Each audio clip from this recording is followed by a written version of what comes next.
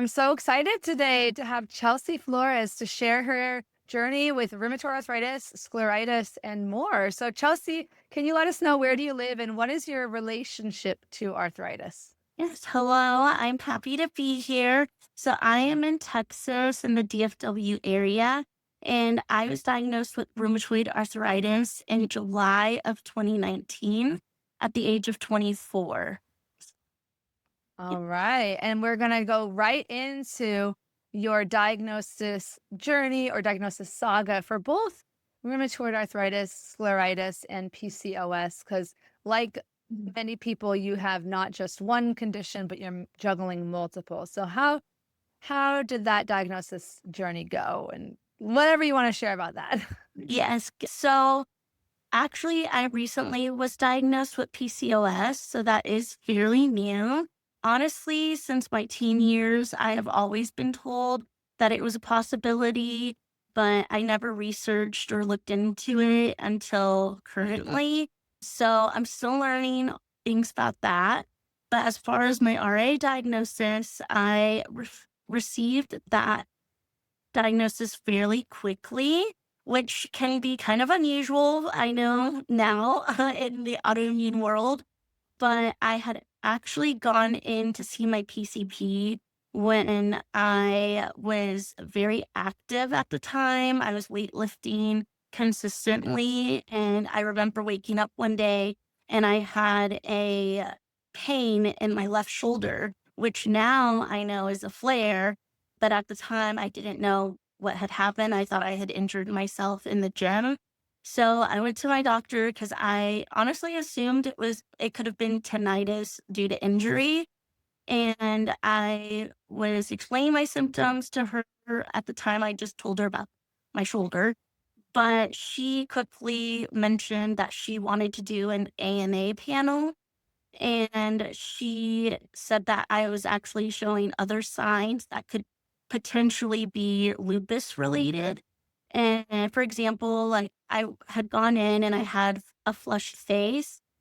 Again, didn't know that was a sign. It was summertime in Texas. So I just assumed from the heat, but no, she educated me and told me that that could be a possibility. Also, I've always struggled with fatigue and getting random fevers. So either way, I was showing signs and she requested I take the panel and then come back to see what the results are.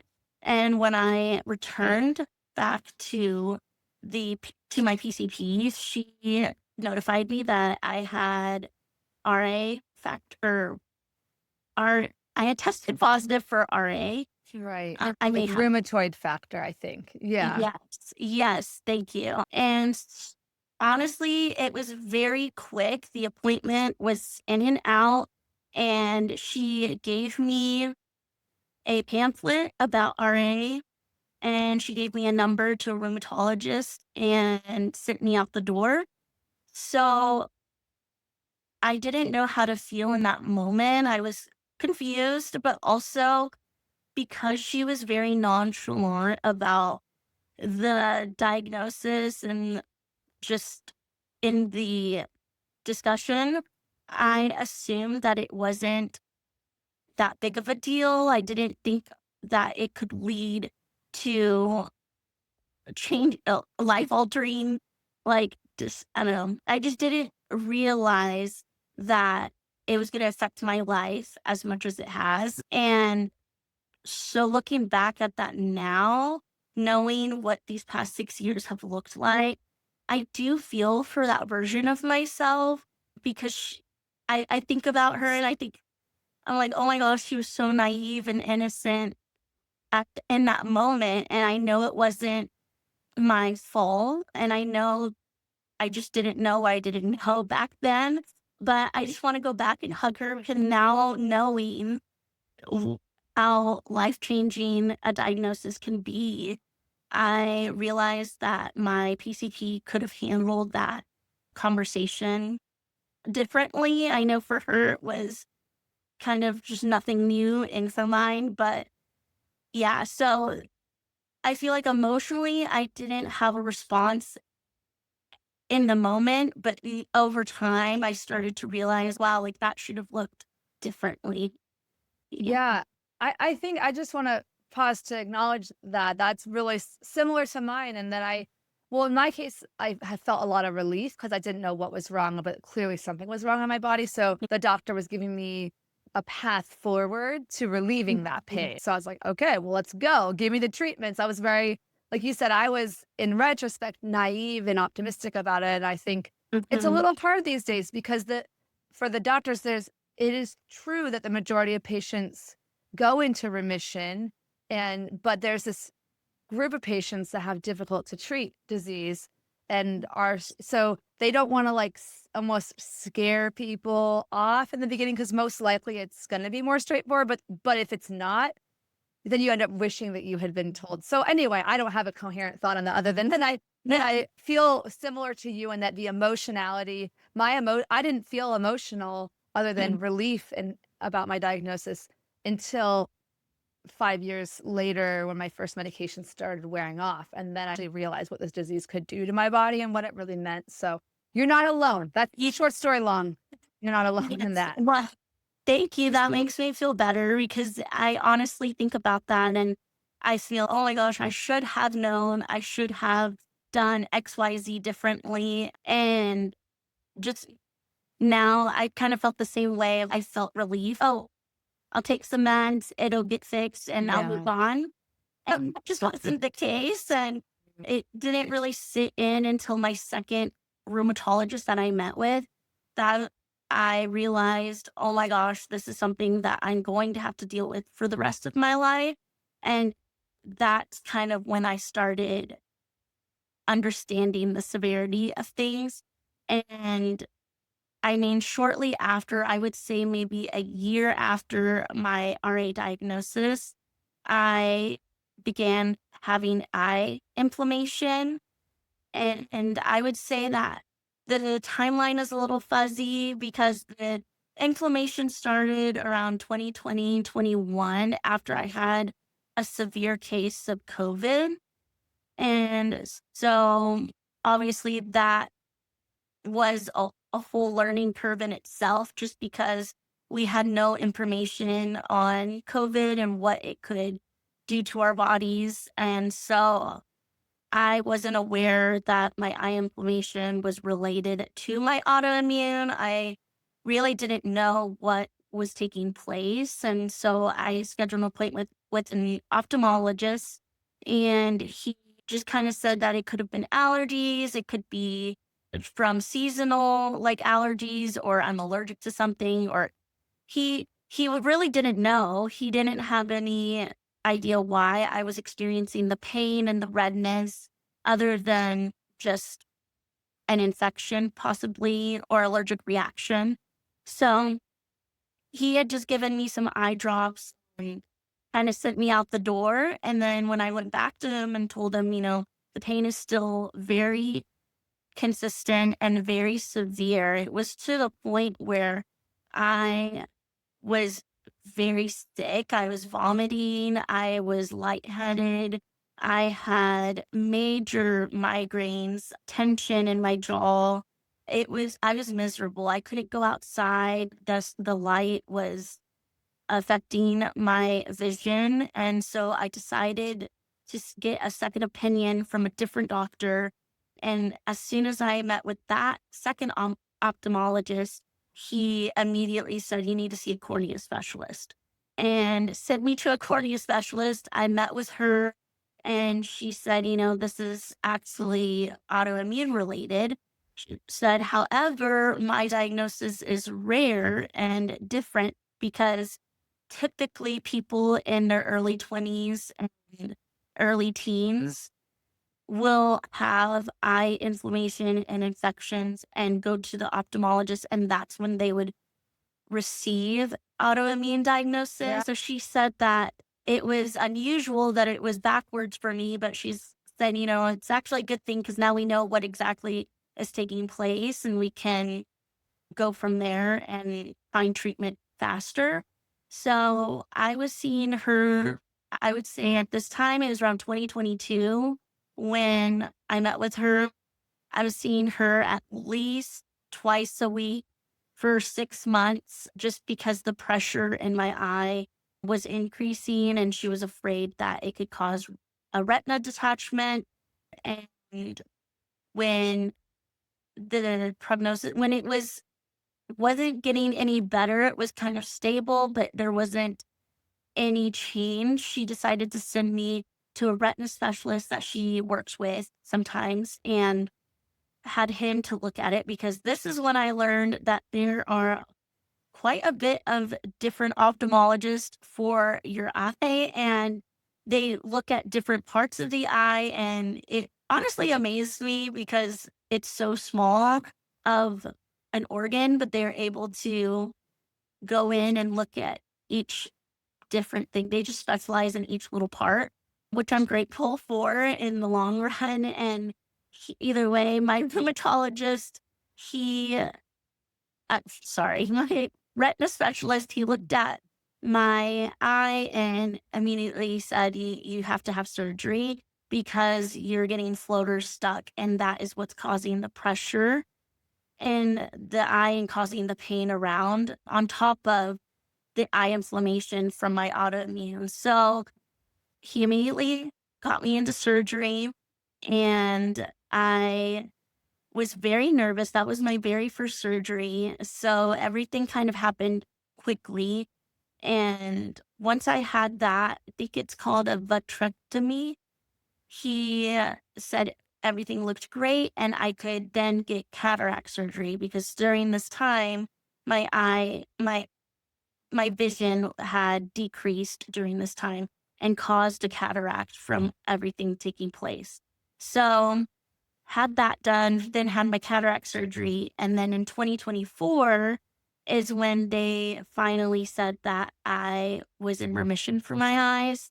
So, that was on top of my RA. Everything just kind of snowballed to where I didn't have time to even process. I kind honestly was in survival mode for the past 6 years. And I think now is when I'm finally able to think about everything and kind of heal mentally and physically from the past years of chaos.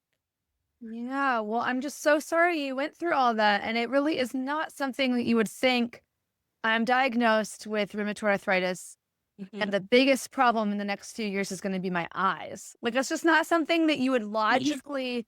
I didn't even know, like, until I had been to the ophthalmologist, and that my issues are way, way more less extreme than yours. It's just really bad dryness. I shouldn't say just, but, it's man, I've never been to any sort of eye specialist other than just the ophthalmologist, and so I have dryness, and it was only, like, he just mentioned it casually at one of the appointments. "Well, because you have RA, it's harder to treat," and I was like, "What?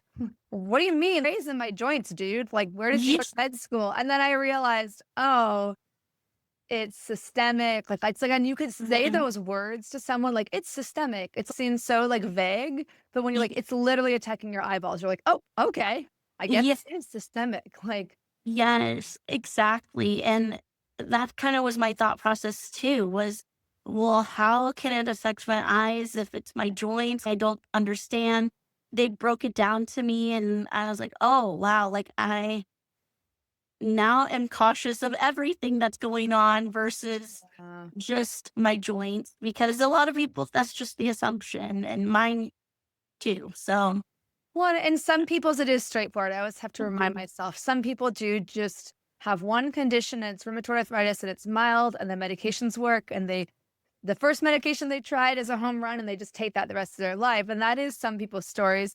Others like ours are more winding.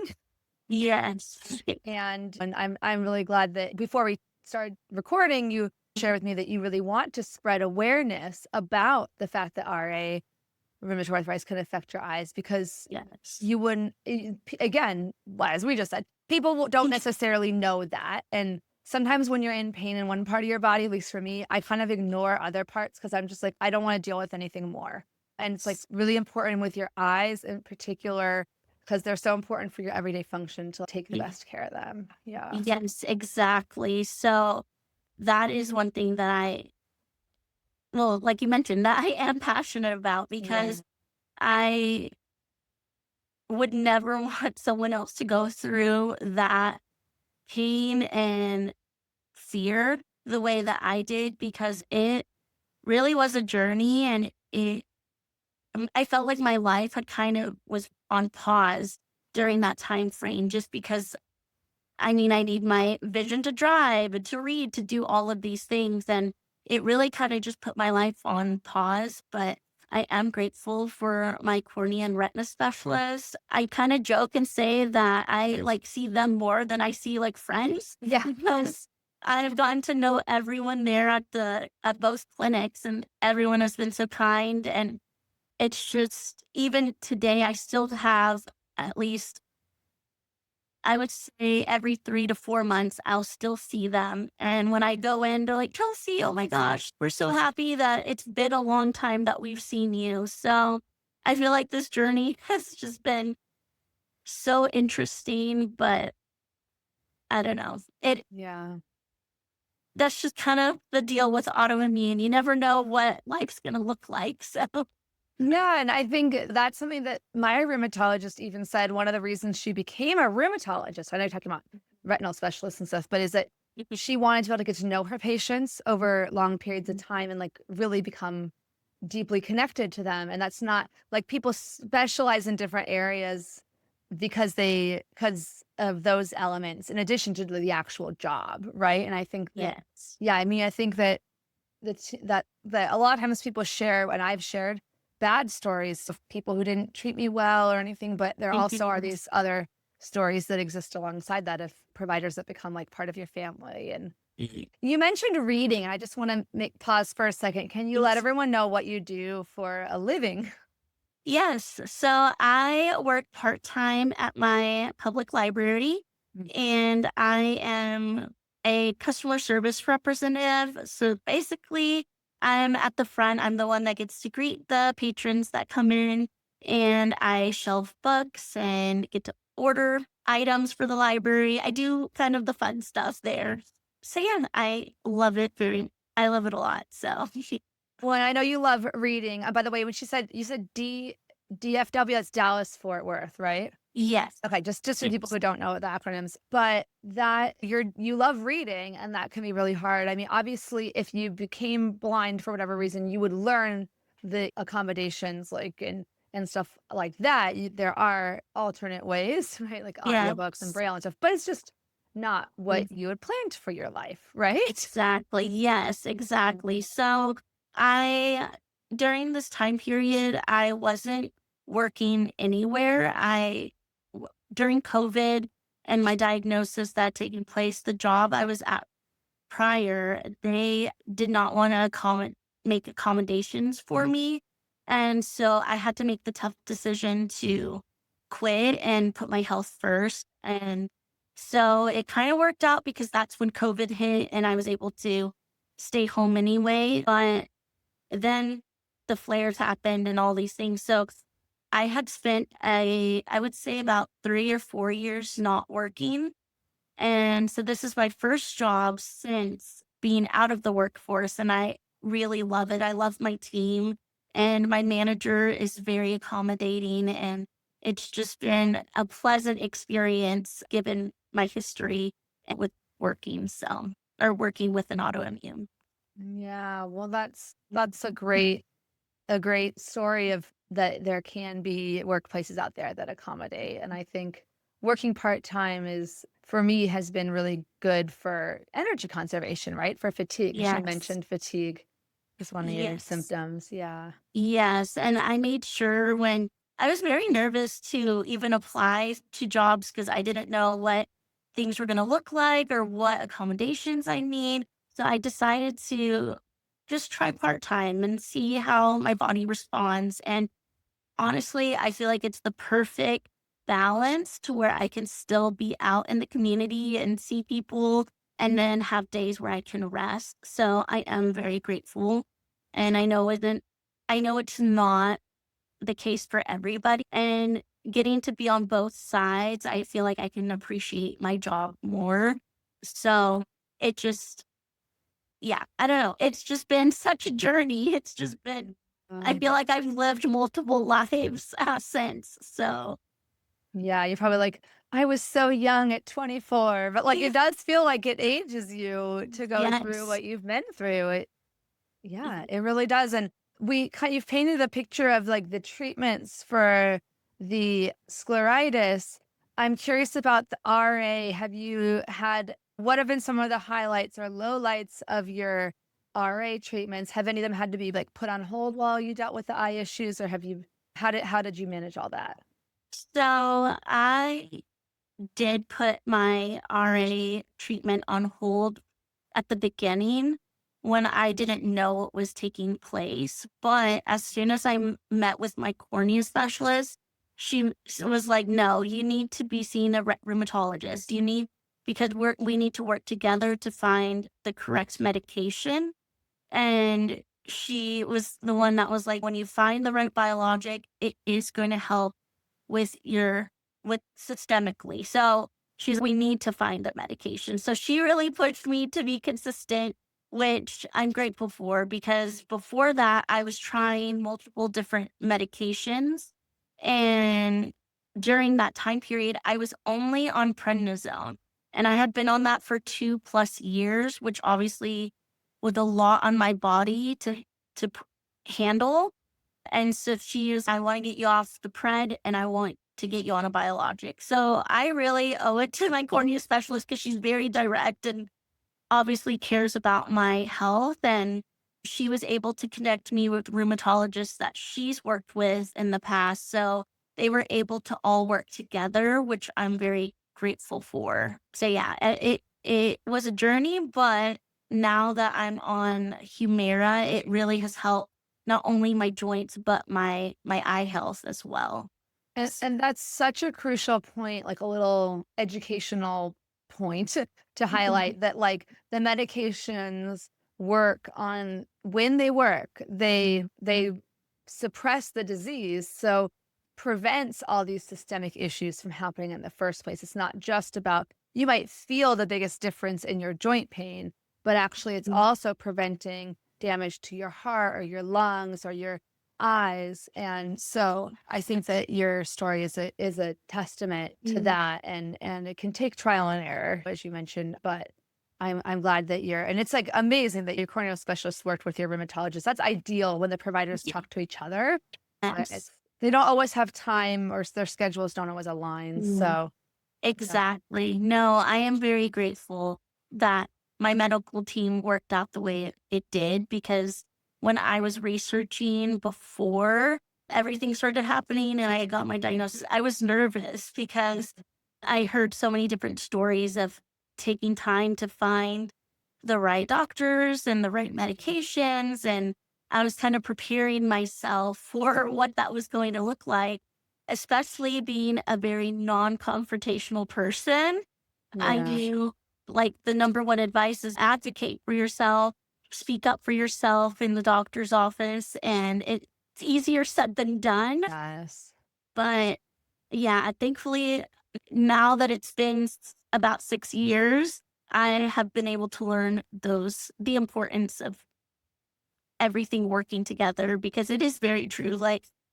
I didn't think about biologics during that time. I was just thinking, I need my eye to stop hurting. I need Yes. to stop feeling sick all the time. And she was like, that's the only way is to get on a biologic. So it was a learning curve for sure. Yeah.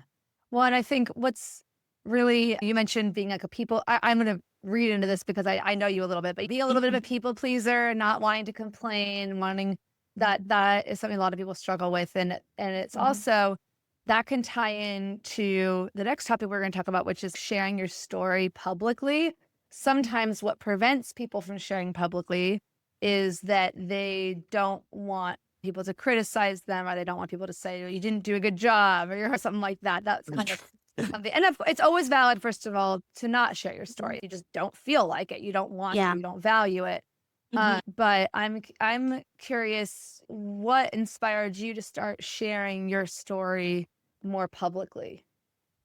So I would say that my journey with sharing my story online has been It's had its ups and downs.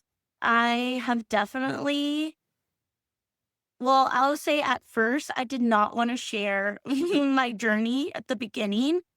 I was very scared that I would receive negative feedback or that people would have opinions on my treatment or on how I'm feeling that day, like if I shared a vulnerable post. And I think a lot of my hesitancy to post was due to the negative feedback I received from people in my life. I think just with my experience with my prior job and how people responded there and just others, past friendships, etc., it kind of caused me to just keep it bottled in, not share it, kind of be a people pleaser. I'm fine, kind of like we mentioned. But when I started speaking with a therapist, she really encouraged me to post my story on social media. And she said it is important to share about your diagnosis and to find people that can relate to your story. Because again, this is COVID time.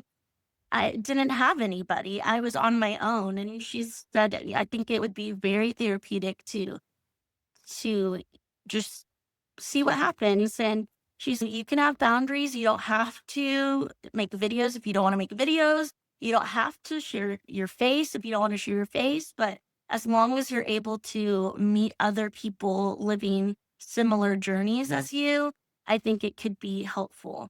So she encouraged me to create a page and I didn't post on it for the longest time. It was the first step, just make the page. And I remember I followed two people, which was you, Cheryl, and it was Another Day with RA, Allie. Oh, Those were yeah. yes, those were the only two people I followed. And then I finally eventually worked up the courage to start posting and I was able to meet people within the community. And Jen, gracefully Jen, she was very encouraging and she would just answer any questions I had and just would make sure I was included in the group. And it was just so great to find people that related with me. It was honestly game changing for me when I felt like, oh, wow, I'm not isolated. I'm not the only person that's living this life. It made me feel validated for sure. So that's what encouraged me and inspired me to continue posting my story and just the way I've seen you guys handle like sharing y'all's testimony and sharing your what you've learned and how you've included our community, it made me want to create a safe place as well. And so that's what I did. I wanted to spread awareness and just be a place where people could come to ask questions or vent or just share life updates or anything like that. So That's wonderful, and it's really is a community. Like, I love that your therapist encouraged you, 'cause actually I more often hear people's therapists saying not to go on social media because 'cause they're worried about the patient being scared or feel worse after going on social media, which obviously is a risk. The benefit is the community and the encouragement and support. It truly is. I wouldn't have thought so deep a connections could be forged virtually until I experienced it. yeah, for sure. And I will say, circling back to my therapist, she definitely gave me boundaries and a list of things. We're going to make it, but we're not going to look up symptoms. We're not going to Um, look up XYZ. We're going to make sure that. it's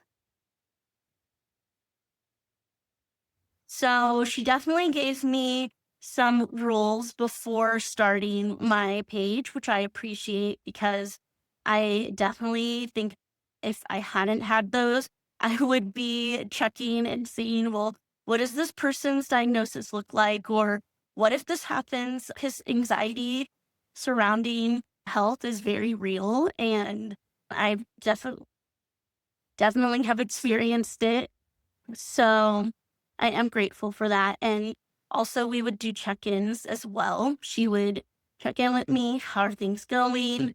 What are the conversations looking like? So I'm grateful she was hands on through the whole process at the beginning while I learned how to navigate what my social media would look like.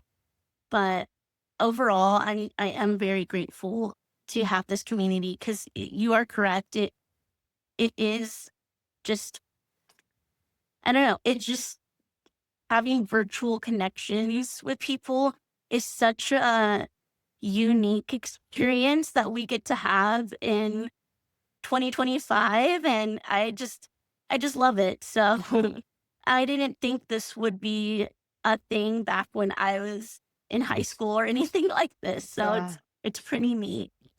It's a whole corner of the internet people don't understand until they get it. It's like Yeah, and we talked a little about therapy and community. And what other things have helped you cope on your journey, whether it's family or friends or spouse, anything you want to share that's helped you? yeah, so I definitely believe that my family and my husband and my family have been my biggest supporters. That my parents have always been patient and understanding when it comes to this. It was a learning curve for them as well, but I know that I could always count on them. There were times when I was working at my old job that when my husband was at work, my dad would come and pick me up and drop me off at work just to help me. So I think those three people, my mom and dad and my husband Angel, they were the three that really saw the dark parts of my autoimmune journey. And I am very grateful for them.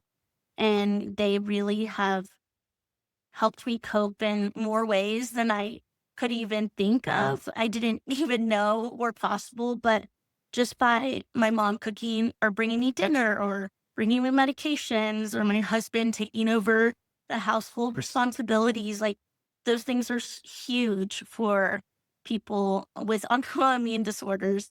Also, I do think that my relationship with my faith also help me cope. I am Christian, and I won't lie, I will say that my faith really was challenged throughout this journey and can often sometimes be challenging just depending on the day is hard, but having something to believe and hope in has also helped me cope through this time in my life.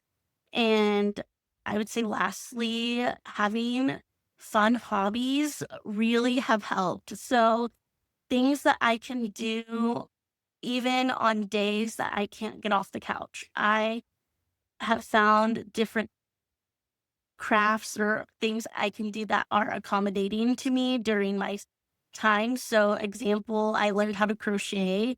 And I know that it isn't hit or miss for people with RA or arthritis. And I'm thankful that I am able to do the craft, and I have found tools that have helped me to crochet and even when I have joint pain. But that is something I can do whenever my hands are doing great and something else is going on. I also enjoy reading. And if I can't read, I love audiobooks. So just finding different things that I can do on the couch to feel productive because before my diagnosis, I was a busybody. I was nonstop going. And then I loved it. I loved having plans made all the time and working and just doing things. I just loved feeling productive.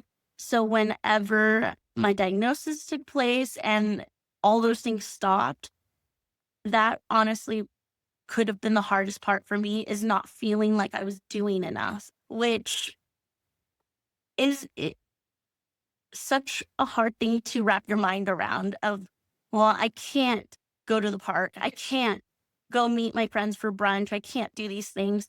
So I made it my mission to find things that made me feel productive and but also respected my limit, if that makes sense. Oh, that's huge. That is completely makes sense. And I really do feel it's a cruel irony that the RA seems to happen to a lot of people that love using their hands.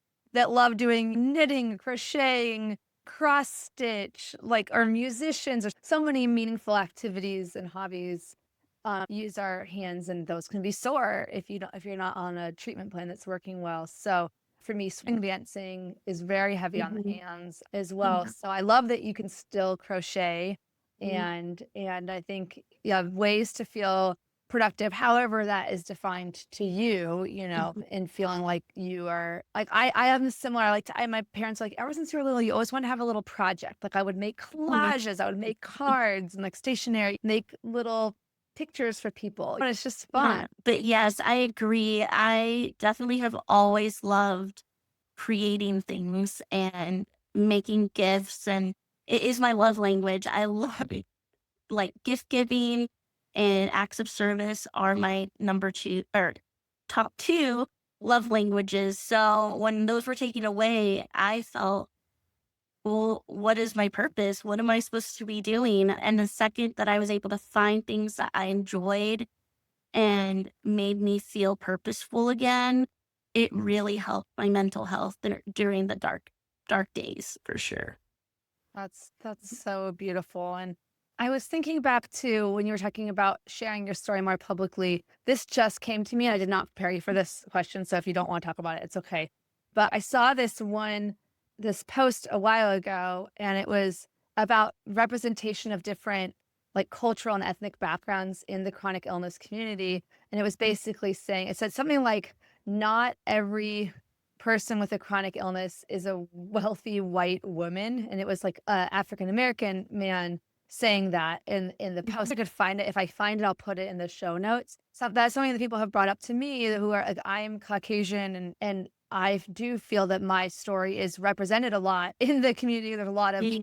other white Mhm. women sharing their stories, and I'm curious if that's have people responded to you because of your own cultural background, or do you ever get or do you feel like that was, like, a motivation for you in sharing your story at all, or Y- it's not? No, yes, honestly, it was. I will say the Hispanic community does, how do I say this?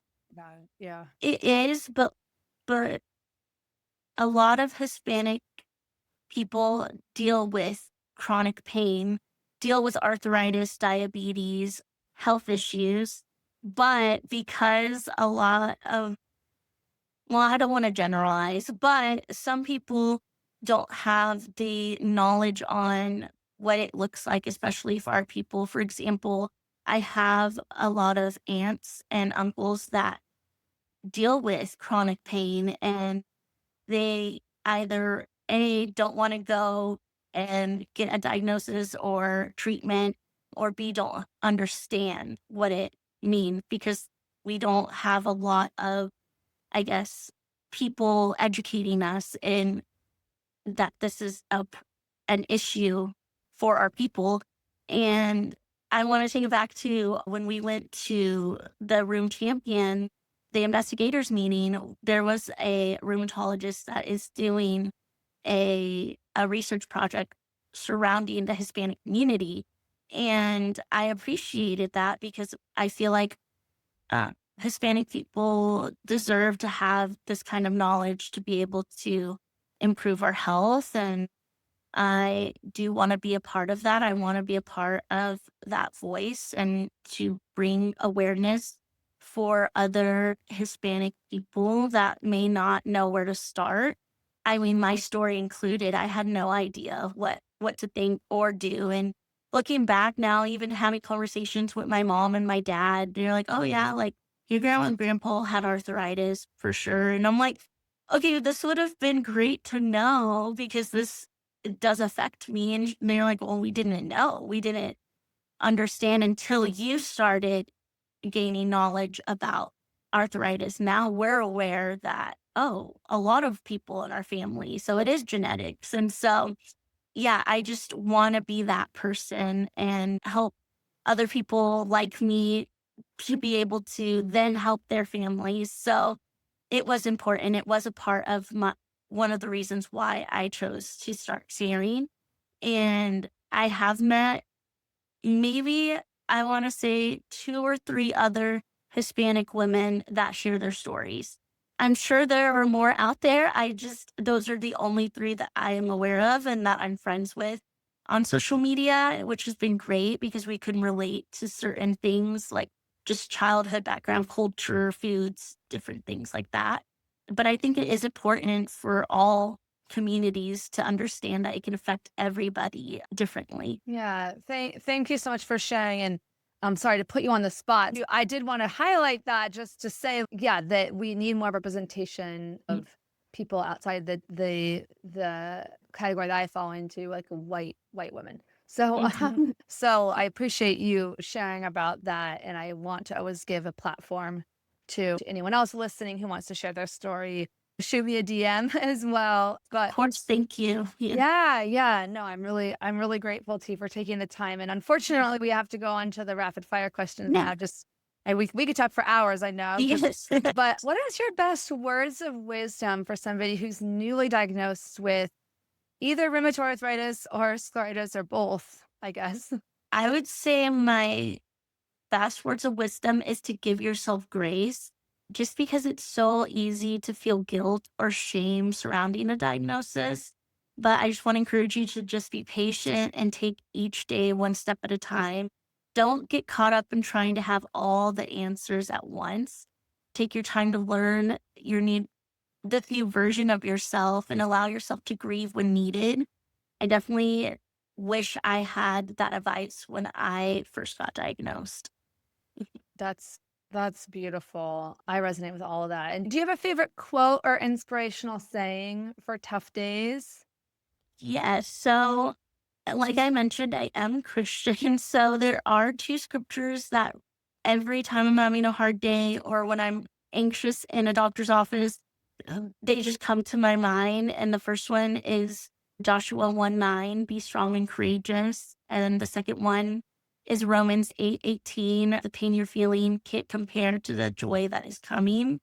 And honestly, those have really just kind of been my mantras and on really hard days, it just keeps me going for sure. I love that. On a totally different note, do you have a favorite arthritis gadget or tool in your toolbox? Yes, I have to say my finger and hand massage roller sounds weird, but I love it. It saved my life. And then the other one would be my cooling eye mask for eye flares. That was a game changer as well. So, Oh, love that. Yeah, you really don't know how many nerve endings are around your eye until your eye yeah, starts hurting. And then you're like, what? Yeah, yeah, sorry. I really exactly. feel for you because my eyes hurt just from dry eyes. So anyway, now this is one I know we could talk about for hours. But is there any a book or a movie or show you've watched or read recently that you'd want to share? So I actually just finished Atmosphere by Taylor Jenkins Reid. I always flip her last name, but it was a 5-star read for me. I really loved it. I highly recommend it. It's the first book she's written since I believe 2022, and her books are great. Okay, I will check Yeah. that one out. Yes. And then last one, this is literally what is the meaning of life? But what does it mean to you to live a good life and thrive with rheumatoid arthritis? So I mm, And it's a hard. oh my god. Okay. Even I'm trying to think of the right way to say it. Well, and I will say you've answered it in different ways throughout. Like in a way, the whole conversation kind of answers that in the sense of like you talked about engaging in things that are valuable to you and still being part of a community. But I'll let you put it in your words. I would say even though it has been challenging to live with RA and it has come with many setbacks, it has also allowed me the opportunity to learn about my health on a deeper level. I have learned more about myself physically and mentally these past 6 years that I don't think I would have if I hadn't received a diagnosis, which seems counterintuitive, but I truly didn't understand my body or think about my health until I received a diagnosis. But it also has allowed me to get outside of my comfort zone. And I've been given amazing opportunities to meet others in the rheumatology world and be able to advocate for a community. And I think it's just given me a stronger voice, and I am weirdly grateful for it. Does that make sense? It's 100%. such like a weird feeling, but I don't know. It's kind of like making lemonade from lemons. Like you had to, and it's, I relate to what you talked about you take your body for granted, especially as a young person. And Mm, so it's changed, yeah, it's changed your relationship to your body and probably brought you some gratitude for the things like sometimes I just think, wow, there's a lot of areas in my body that are actually functioning right now. Don't get me wrong. There's areas that are not functioning, but I'm more grateful for the ones that are because some of them aren't. Yeah. exactly. Especially since my eyes have been doing so much better since December. I've just been appreciative when I wake up. I'm like, I can see. I have no headaches. It's just you don't take the little things for granted once you get a diagnosis. Really, really relate. That's beautiful. Well, last question. Where can people find you online? And I want you to feel free to plug your online store as well. Yes. So you can find me on Instagram and TikTok at the Florist Grow here. That's where I share just daily life on living with RA. And I do have a small business with my mom, and it's called at Juniper Wildflower. You can find us on Instagram, Facebook, and TikTok.